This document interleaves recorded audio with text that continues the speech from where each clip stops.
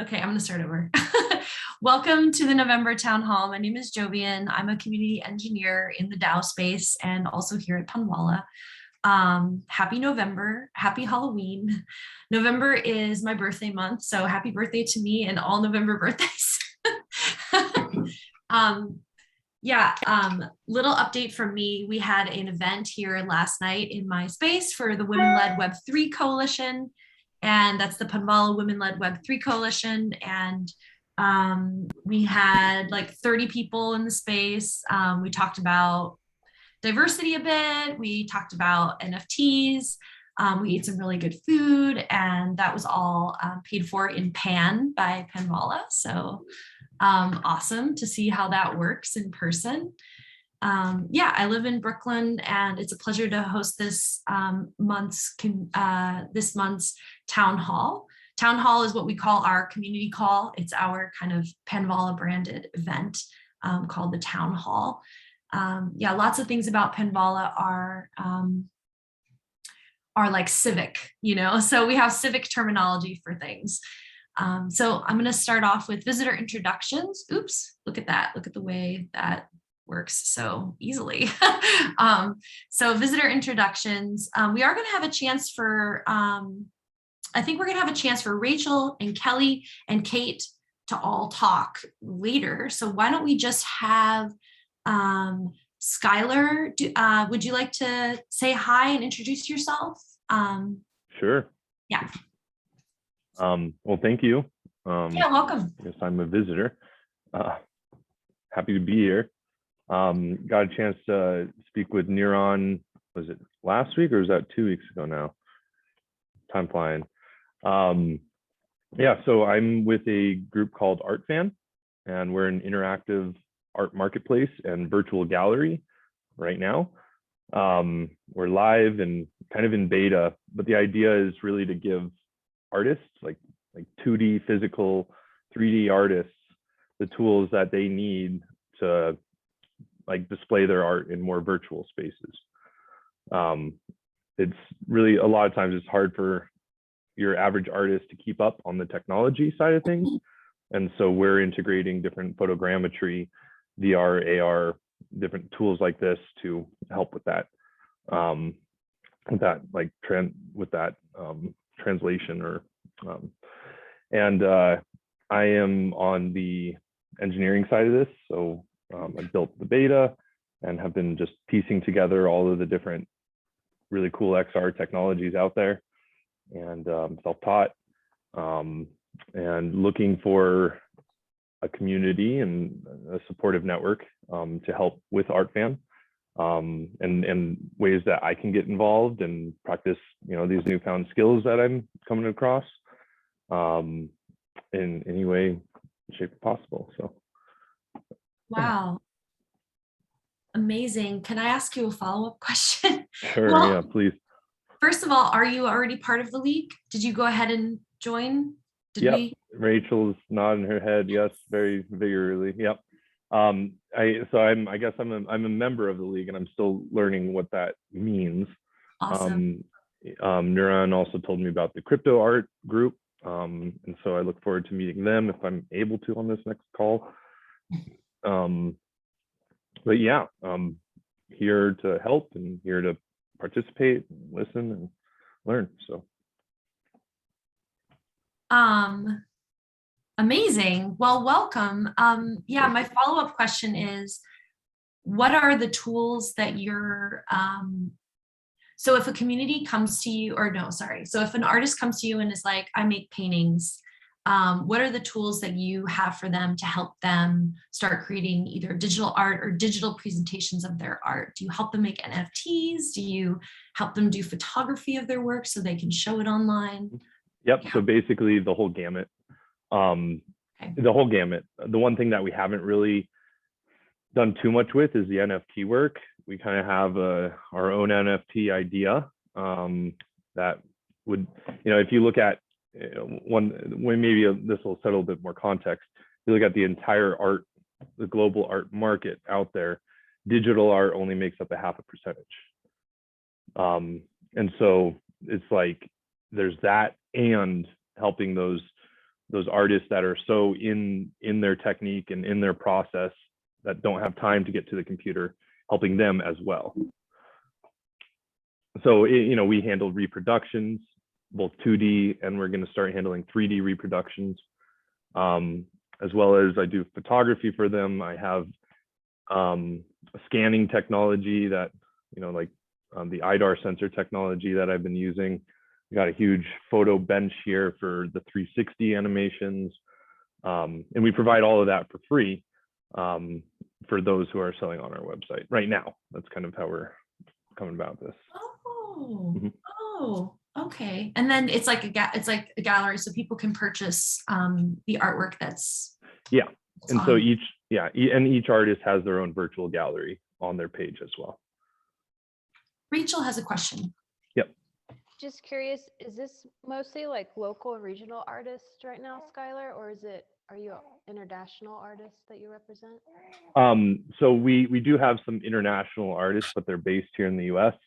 All of our shipping logistics for the US are set up, but not globally yet, but we actually, it's like I work with somebody out of the Philippines and somebody out of Nicaragua to do some of the work we're doing. And we're open to internet. In fact, I have somebody that is based out of Brazil. And so his shipping process, we just need to customize for him right now. But other than that, yes, we are open globally. We just need to figure out how to get it there, once it sells. So it's just kind of like, we're about 9 months building right now. So figured we'd stick with the US, and most of our artists are out here in Colorado that we know personally. And how many artists do you currently represent? Because I would imagine this is a huge resource for artists because that's the idea. Right now we have, I think, 43 officially that have signed up. Okay, cool. Mm-hmm. Are artists starting to sell on the site? So we've seen some sales. That's the hardest part, is finding the buyers right now.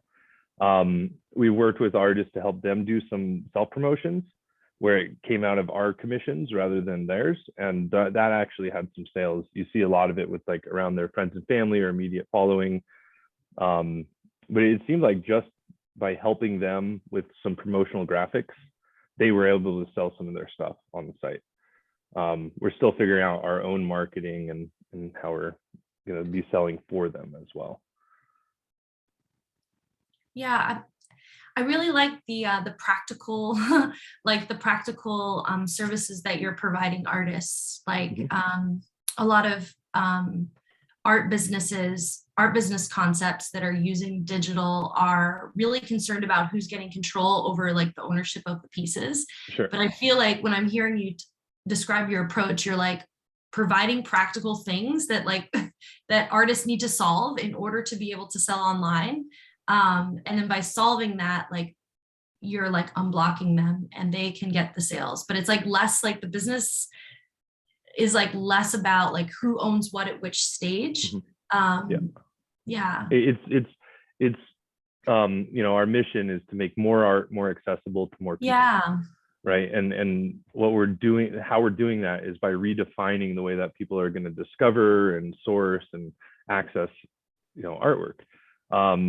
If you've had a chance to visit the website, you'll see that each artist has their own page, right?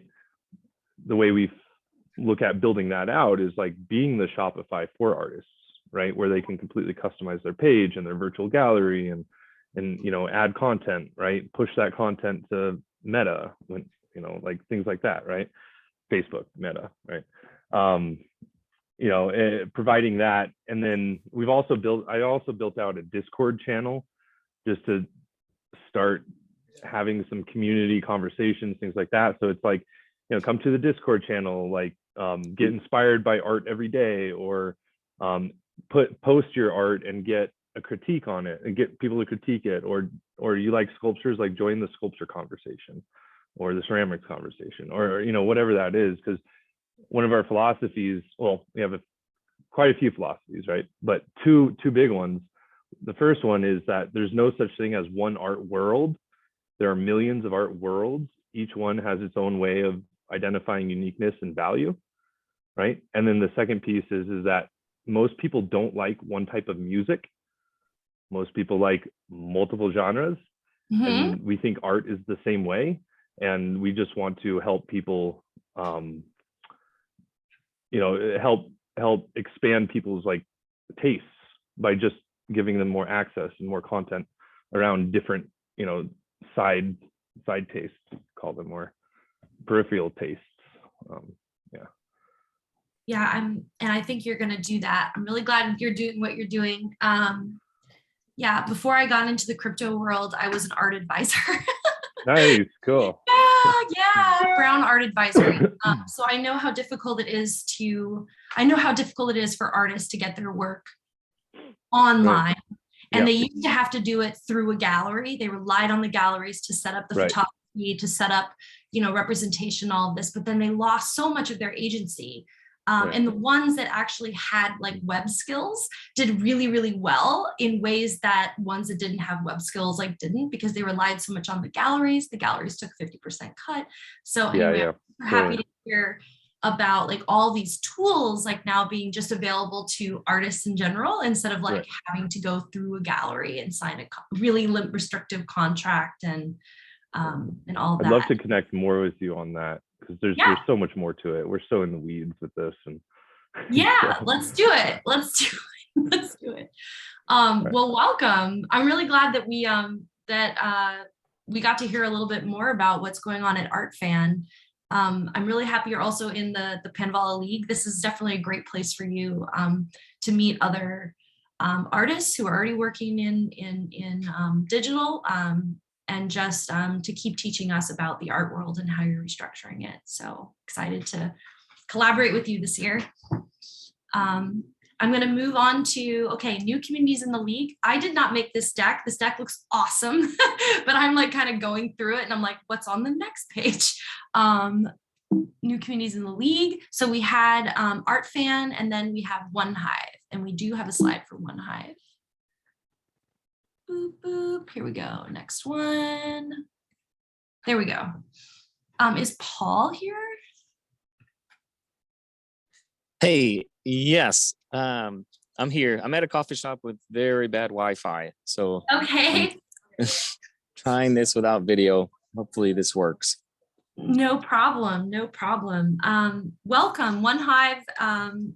I would have had a slide for ArtFan, but definitely had a slide for One Hive. One Hive joined the league last month, and wanted to have an opportunity for Paul to give us an intro into what One Hive is for people who don't know what One Hive is yet, and some things that are like coming down the pipeline for you recently.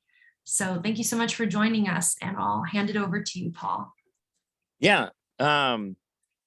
First of all, I'm very happy that One Hive was able to join the Panvala League. This is like every DAO that we have ever worked with is in Panvala. It was like a big gap that somehow our DAO never thought to even apply to join. So it's nice to be a part of the league. I'll give kind of a full background going back to the beginnings for One Hive. So One Hive was started in 2019 from an Aragon grant. The original developers were at Aragon at the time, and the original product that they built was a conviction voting platform for making funding proposals from a common pool, and then letting DAO participants select which proposal they wanted to support. And then if you're unfamiliar with conviction voting, there's a threshold at which a proposal will pass, and then funding will come from the common pool. So that had been like theoretical at the time, but One Hive was kind of the first real implementation of it, which came from this grant, at least that I know of. And that was probably a year before the actual DAO for One Hive was started. So the actual interface was eventually built on XDAI, and One Hive was officially created with honey, and the first funding proposals started being passed in 2020. And they're kind of, just by nature of being a new XDI platform, One Hive really had to kind of start from scratch with like everything. There wasn't really an exchange at the time. There wasn't any of the infrastructure that mainnet had. So One Hive built HoneySwap, which was a Uniswap fork, and kind of just slowly built out the tools as a decentralized arbitration protocol. So kind of built on XDI.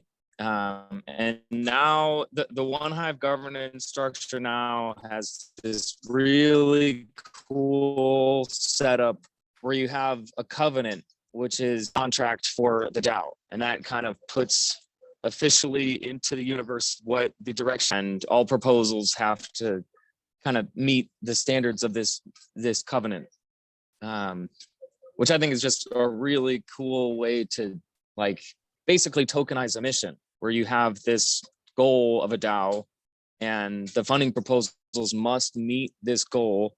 And so this DAO is then contractually obligated to like do what it says it's going to do.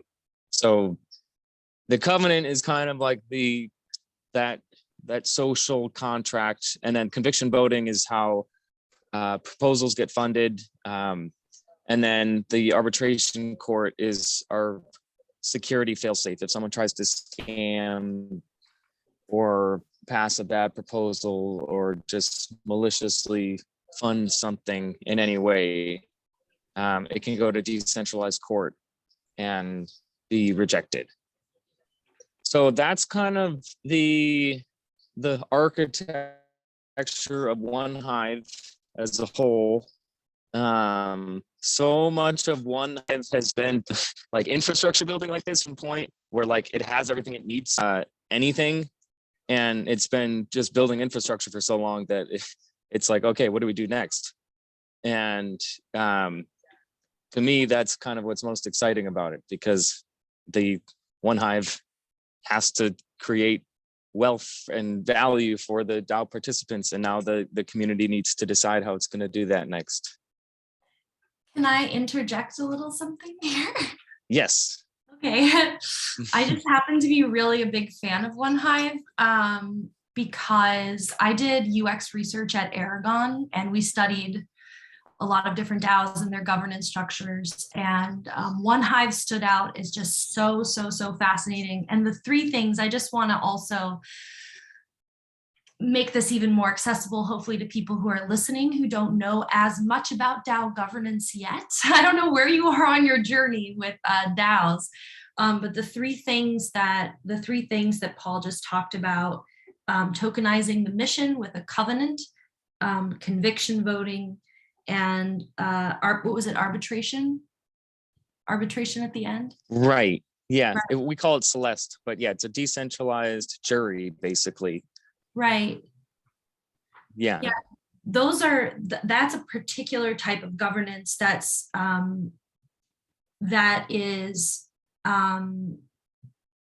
it's really innovative. I just kind of want people to understand that.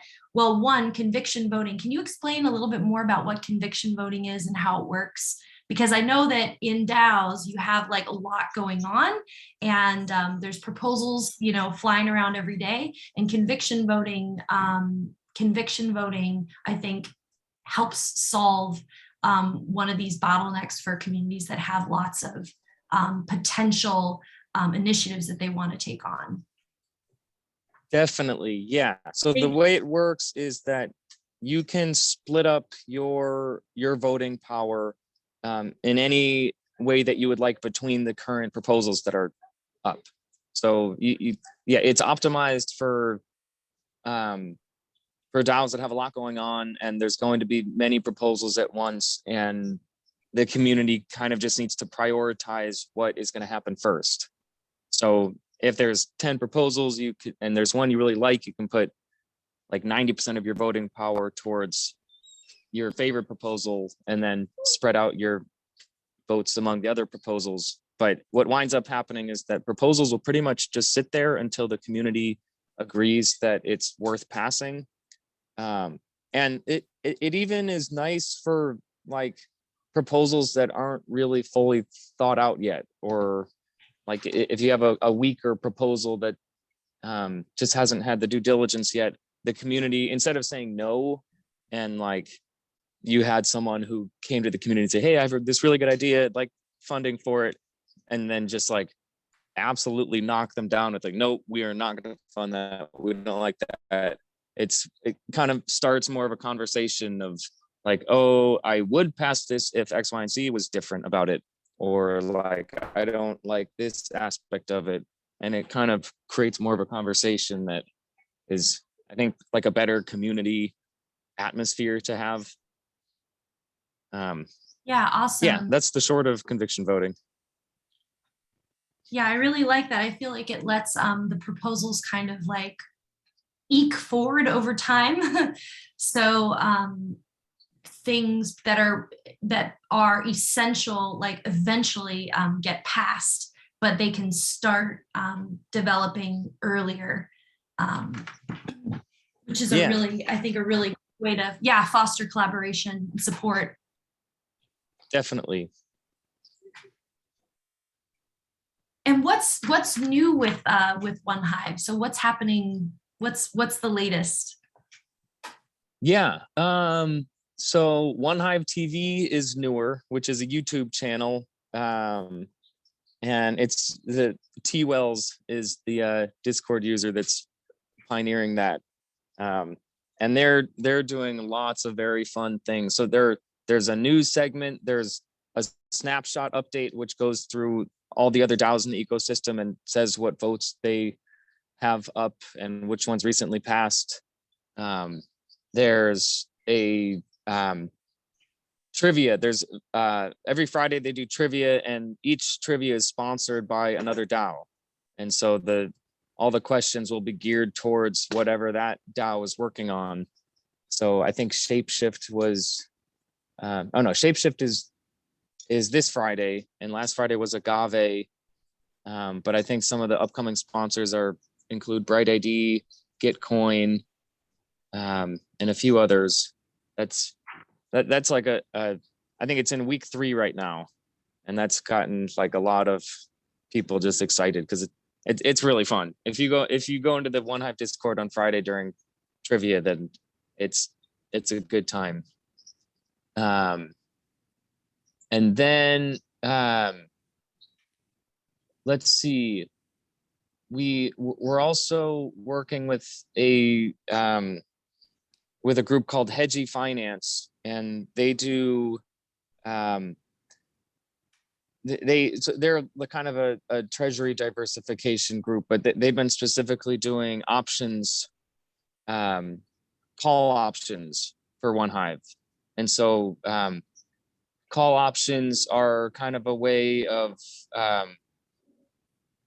making a bet on a token price going up, and instead of paying for the whole price of that token, you pay a premium, and then if the token price goes up, then you get the increase in value.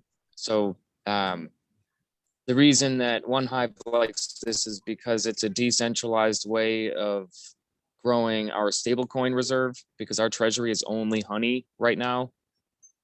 So we had a pilot program with Hedgie that was very successful. So we're going to expand that program and hopefully grow our stablecoin reserve. And then recently we're in the process of partnering with Shapeshift, where we're sharing liquidity with each other. And so One Hive had 2 proposals for this, and we have our second proposal up for that. And Shapeshift already passed their proposal, where the way this will work is that each going to provide $200,000 of their token into a liquidity pool, which both DAOs will then split with each other. So it's kind of this cool way of aligning the 2 DAOs together where they both are holding LP in each other's tokens, and like we both get treasury diversification and we both get a partner that we can kind of like reliably come to in the future and say, hey, we have this idea, would you guys like to join us in this? Yeah, so that's So the smart. current. Yeah, once so yeah, this now, like now that we've done this with Shapeshift, we would love to do this with other DAOs. If there's other DAOs that want to share liquidity, then OneHive is ready to partner with people. That's amazing. Yeah.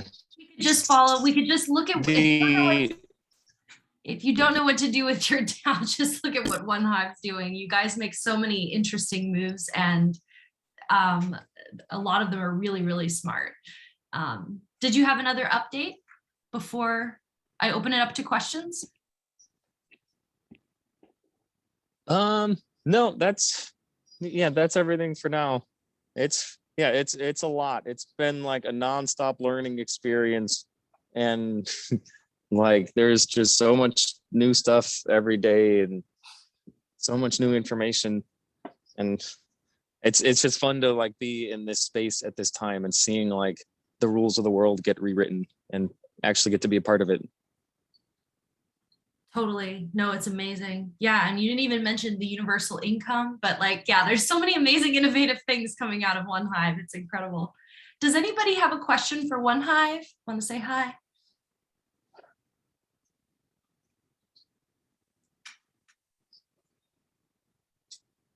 Speak now or forever hold your peace until. All right. All right. Yeah, no, I'm really glad. Thank you for giving us the dense digest of OneHive, like where it came from, what it's doing now. Incredibly innovative DAO, a DAO of extreme innovation and radical ideas in terms of governance, in terms of the tokenomics. So if you're interested in diving more into that, definitely join their Discord. And learn more about OneHive. I'm really glad you're part of the league. Everyone, I think, was really excited to see you join. So welcome. All right. Yeah, thanks for having us. Yeah. I'm going to keep trucking along. And I don't know how to run this thing in the right direction. How come this doesn't go in the right direction? Okay. All right, cool. All right, great. So now we're going to do Panvala updates, and we're going to kind of cruise through these pretty quickly. I don't know if Sasha's here. Is Sasha here? I don't think so. Okay, so Panvala updates. So first update, the website. So Panvala website is getting a total makeover. So it's going to be a better serve our communities better, so that you can actually log into the Panvala website and see a process to join that is more like self-driven. And it will also help you discover coalitions, discover other communities, and hopefully help us just function better as a network. So that is underway. Next up, social media. Is Zaji here? Yeah, I'm here. I'll Awesome. just keep it. Yeah, I'll keep it brief. I'm at a conference. It's very loud, but essentially, I helped. I'm doing the Fellows program. If you're not familiar with that, I'm sure Jovian will share a little bit more about it. But I'm helping with the marketing side. So we created a content calendar, and we're doing some social media posts that way. Helped with like the design of this deck, for example. We've written a few blogs, and we're looking to write more. So yeah, basically, if you want to do anything social media related, or if you have any suggestions for Panvala, please reach out. Thank you. Thank you, Zaji. She's in NFT NYC. So I saw her last night at the event, which was really exciting.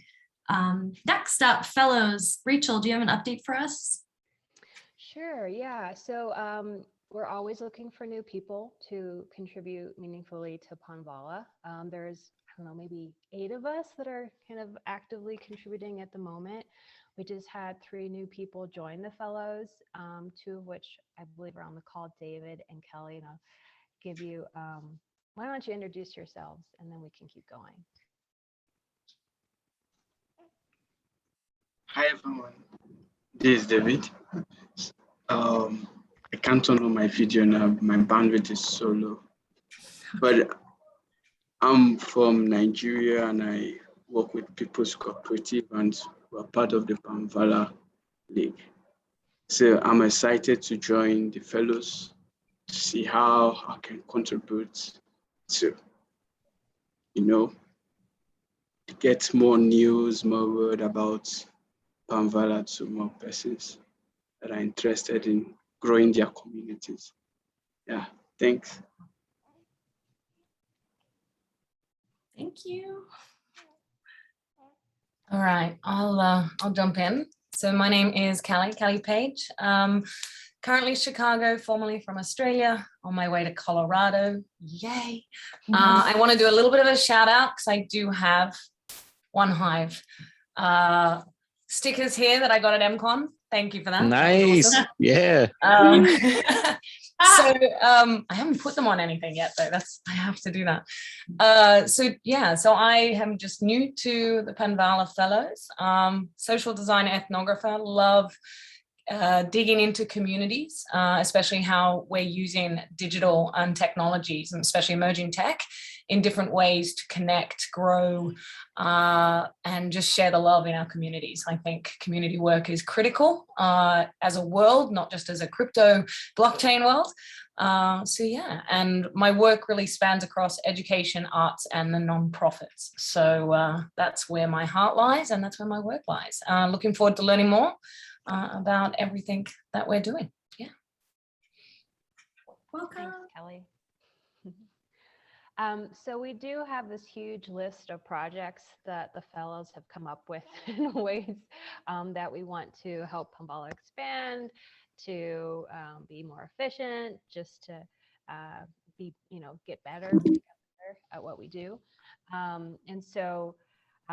If you're interested in contributing, you can reach out to us individually or even on Discord. We're in the transition of moving our fellows' communications from Telegram to Discord.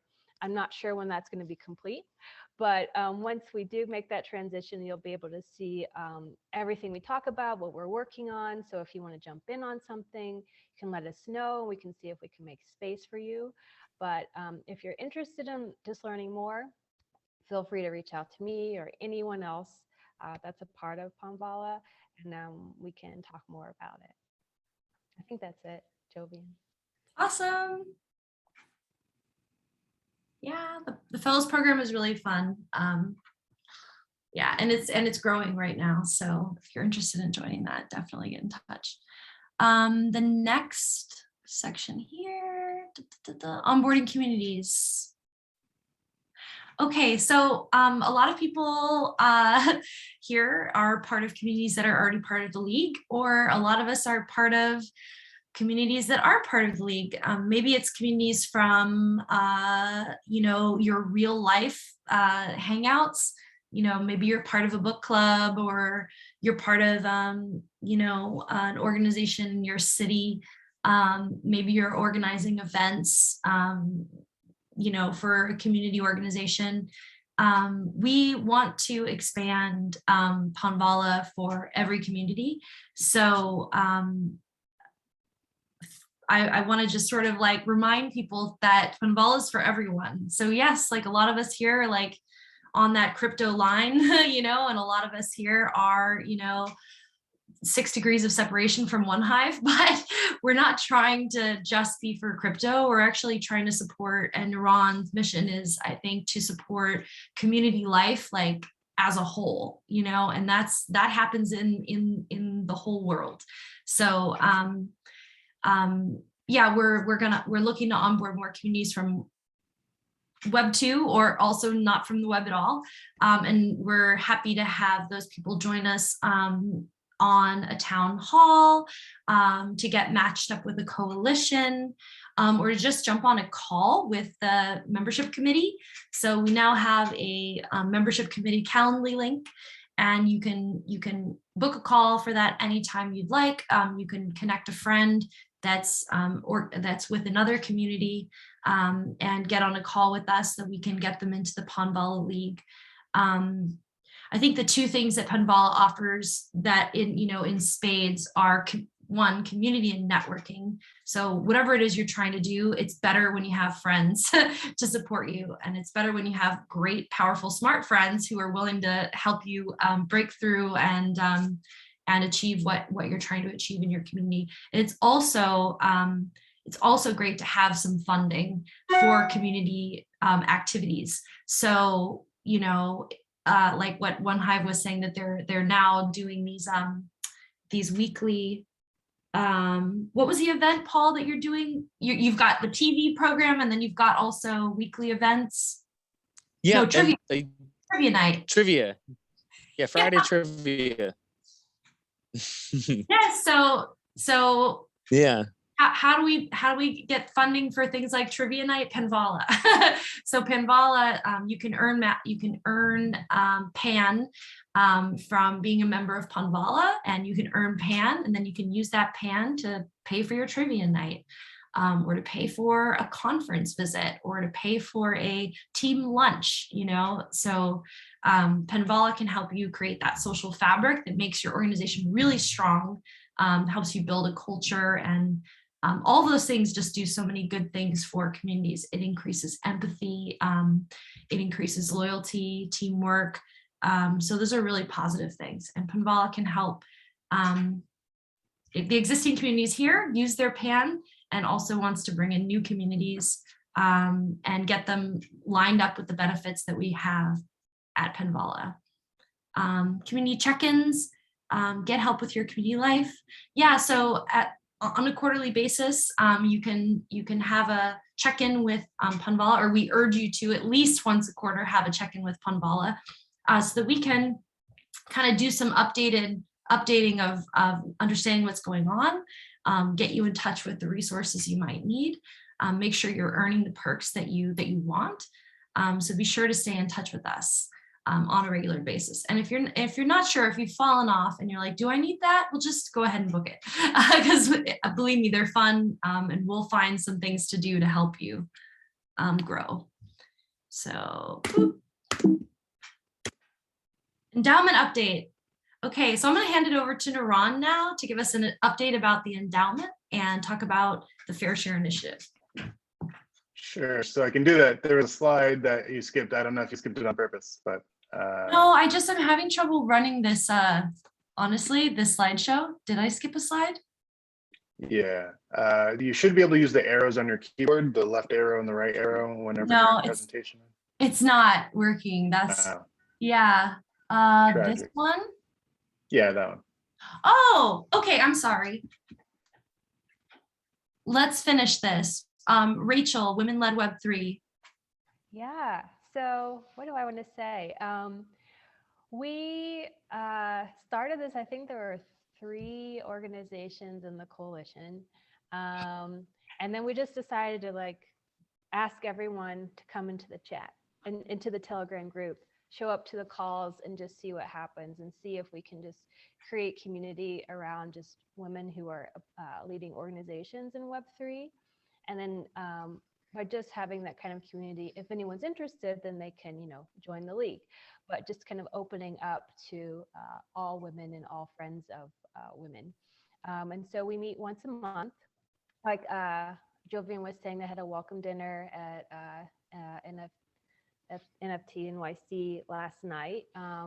And it was, I believe, people also that weren't just part of the Telegram group or a part of the league, but anyone who was interested in learning more. We're also in the middle of planning a retreat/conference combo for women in Web3 and Friends of Women. So we're just beginning that. Anyone is welcome to join the Telegram group, to join the monthly calls. Anyone want to facilitate anytime, you're also welcome to do that. If you want to present something to the group, you can do that as well. Yeah, it's pretty, I think we're pretty fluid in a lot of ways in what we welcome in the space. And yeah, so if you have any questions about that, you can reach out to me or Jovian. Amazing. Thank you so much. I'll give a quick update about Future of Work Coalition. This coalition is all about the future of work. So what is it like to experience a world where you like work in DAOs and you are completely remote and you own equity in the projects that you're a part of and you get funding for your ideas in crypto and like this whole new paradigm that we're living in. So every month we get together. We've started getting together on Twitter Spaces to like talk about like kind of Clubhouse style, talk about the future of work. Which is really interesting because we're all like experiencing this like falling down the rabbit hole sensation of like self-empowerment and like transition into this futuristic way of living. And yeah, so we just like chat excitedly about our aspirations and concerns for the future of work. And we do that every month on Twitter Spaces. Crypto art. Do we have anyone here from crypto art? Nope. I don't think we do. I can give a quick update on that one. So basically, the Crypto Art Coalition has several communities from across the NFT space. They meet every month. They have also decided to next month do their first, or this is November now. So this month their meeting is going to be on Twitter Spaces. I believe it's Wednesday, November 10th, but quote me on that. But definitely, if you're interested in that coalition, we will get you plugged in. So feel free to reach out. So yeah, that's updated. Cool. And the Community Builders Coalition is new. This coalition is a place where people who are either building new communities for their projects or people who help build communities. It seems to be those are the people who gather there, people who are focusing on their community build at this point in time. Join the Community Builders Coalition call. And so far, it's been kind of a matchmaking place where people who are trying to build communities and people who build communities are matching up and then, you know, going off into the sunset to build communities together, whether that's like setting up DAO tooling or just, you know, getting a Discord, you know, flowing in the right direction. So that coalition is new and super fun. And Bright ID needed some community management, and they actually met a community manager who's now helping them with their community build, which is super cool to see that happen. And then we have a Twitter Spaces on November 8th. So I think similar, it's just kind of sharing the dialogue that we have in this group on Twitter Spaces to make it more transparent so that people can listen in and upskill and start thinking about like, what are the concerns of all these new online communities. Okay, now we're over to the endowment update. Thank you, Naran, for waiting so long. We made it. No problem at all. I love the style of town hall where instead of me talking the whole time, I only have to talk for like 5 or 10 minutes. It's amazing. But thanks again to One Hive for sharing what's going on in your community. Welcome again to Art Fan. We're really excited to have you. So a quick update on the endowment. Again, like we're network communities who cooperate and share perks from our shared endowment. So that endowment is our token supply, and that is released every quarter at a decaying rate. So that release happens every 13 weeks, and that release schedule is built into the smart contracts that govern the token itself.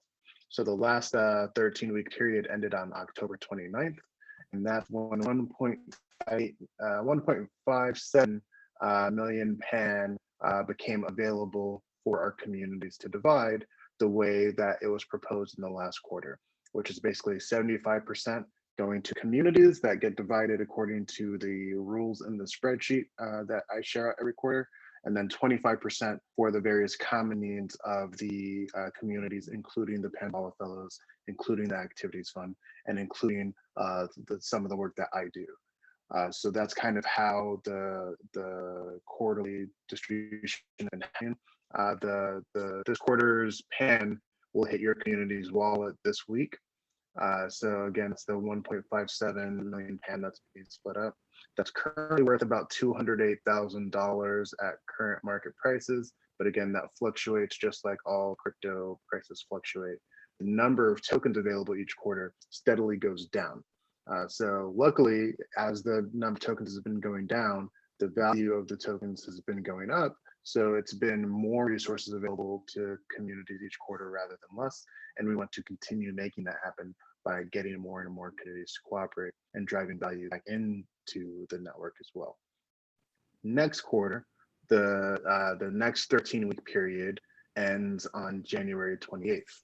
And on that date, 1.53 million tokens will be available instead of 1.57. That's that slight decrease. And again, it'll decrease every quarter. So that's $202,000 rather than $208,000 at current prices. So that's where the endowment stands today. As the tokens come out of the system, we're really using it to bootstrap this network of communities so we can drive value back in, which I'll talk a little bit about in the next slide. But before I get to that, I want to talk a little bit about the Fair Share Initiative. The Fair Share Initiative, go ahead. Sorry, I warned you in advance. I'm going to ask questions. Totally So cool. you said that PAN tokens are like there's more that are released this quarter, and next quarter they'll be going down slightly, and that's by design. Yes. I'm curious, is there something that we can do as a community to like strengthen the PAN token or to increase the amount of tokens that are available? So the best way to strengthen the PAN token in general is to grow the network of communities, because the communities in the network are each staking PAN. So even though tokens are being released, if there's more people holding on to the token because they want to benefit, that keeps the system stable. And again, the long-term goal is not just to have tokens coming out of the system, to have tokens coming back into the system.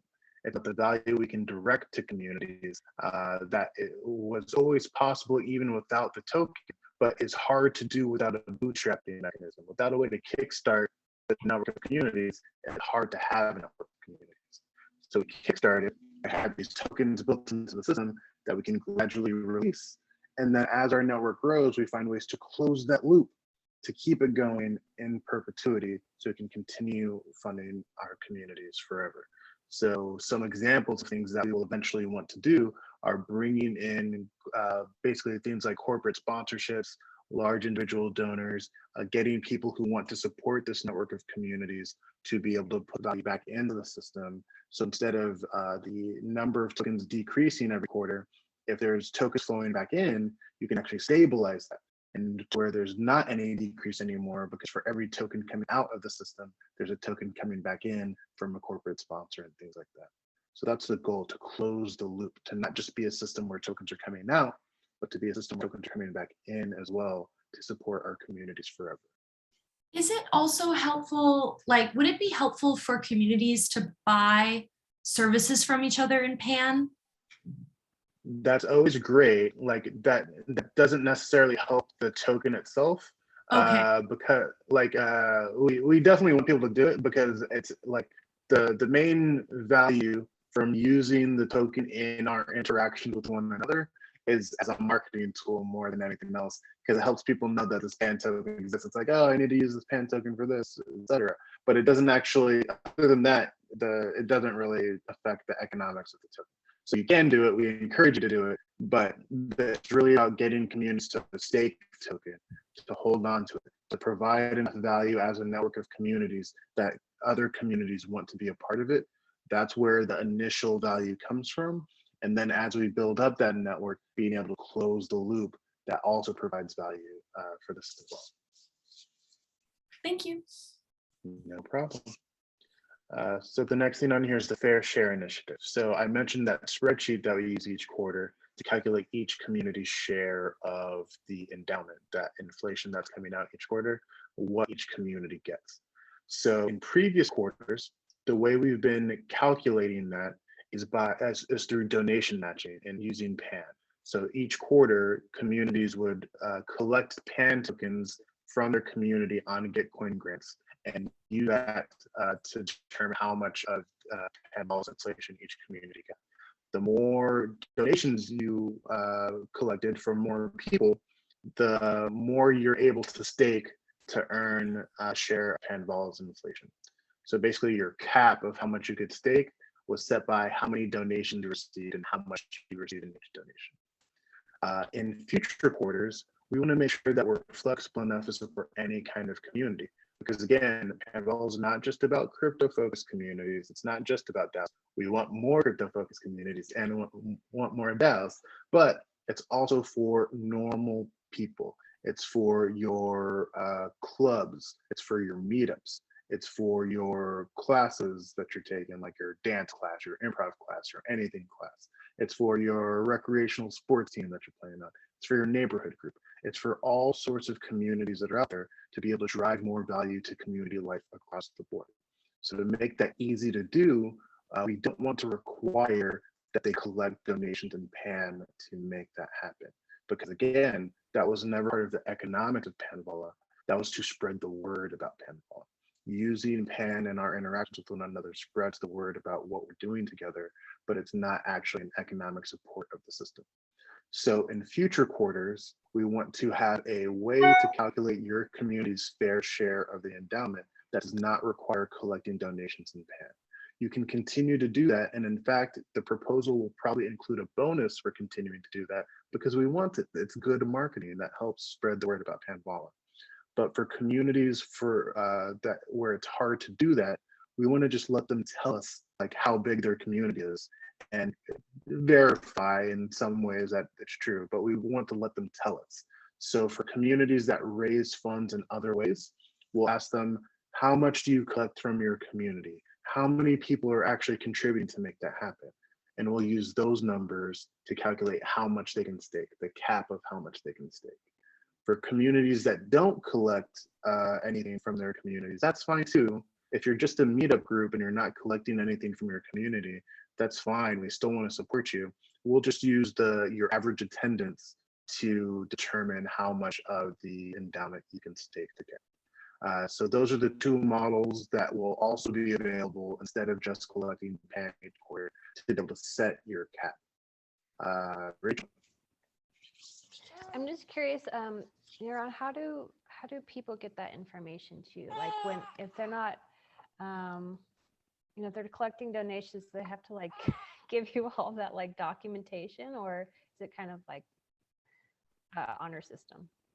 It's the honor system to start with. So we're literally just going to ask them, they're going to tell us, and we're going to believe them unless it seems outlandish. The reason it's easy for us to just trust people is because, again, these numbers are just used to cap how much you can stake. So even if you tell us that you have 5,000 members who are contributing $50 and your community just has a lot of, is big, and you want to have a big share of Panvala as well, you still have to stake to do that. The only thing that we're trying to prevent by setting this cap is preventing communities from just going out, getting tons and tons of PAN, and then kind of crowding out all the other communities just because they got a whole bunch of PAN.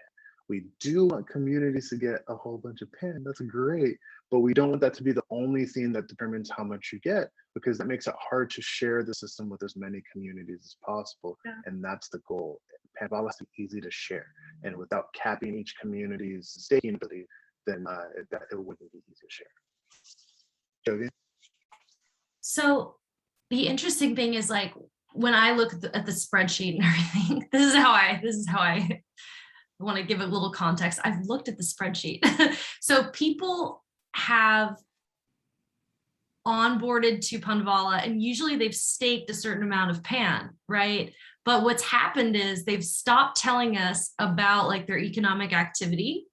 So then they stopped earning their share of the endowment, because maybe they're not like collecting donations now, but they're still like a very active community. So, and they still have PAN staked. So, maybe they earned PAN like, the quarter that they were reporting to us, like their donations, but then they stopped collecting donations, and then they stopped earning that much PAN. And therefore, they don't have money for their happy hour. They don't have money for their trivia night. They don't have money for their conference visits and things like that. So like, what I like about the Fair Share initiative is it lets us create like kind of a stable like accounting system. So like we need to calculate the community size, but then that's pretty much like set for like the year. I mean, maybe 6 months, you know, you might check in on it. But then the community can be earning their PAN like in a stable way that's not like attached to donation matching that might be like fluctuating like this. But yeah, no, Rachel, you bring up a really good point. And this is like something that I think is like critical rollout implementation for Fair Share initiative, which is like how we need to get everyone's community size so that we can actually like make sure that we're like rolling this out across the board. So yeah, we might need some fellows to help with the community size, like getting all of that information in the database so that we can start seeing communities getting their PAN distributions like on schedule. So more of a comment than a question, sorry. Back to you, Nora. Totally cool. So I think we can leave it at that. There is one more slide, but we are at the hour. Yep. So I want to let people go to other things if they have to. But we'll definitely do the big picture thing next month and try to make it a regular thing so people know why we're doing this thing, why we're building a network of communities. I think it's pretty important for people to know that. But thanks everybody for being here. Thanks for being part of Panvala. Again, like personally, I think this is the most important thing we can be doing, connecting as many communities as possible, because if we're moving towards more and more community ownership, making sure that both as many communities can benefit and that as much value as communities actually create flows back to them, I think is the most important thing possible. I think we're going to kickstart a dramatic shift of value towards community life, and it's not really possible without each of you. So thanks for being a part of it. Have a good one, everybody. Thanks everybody. Have a good day. Thanks. Have a great day, everyone. Bye-bye.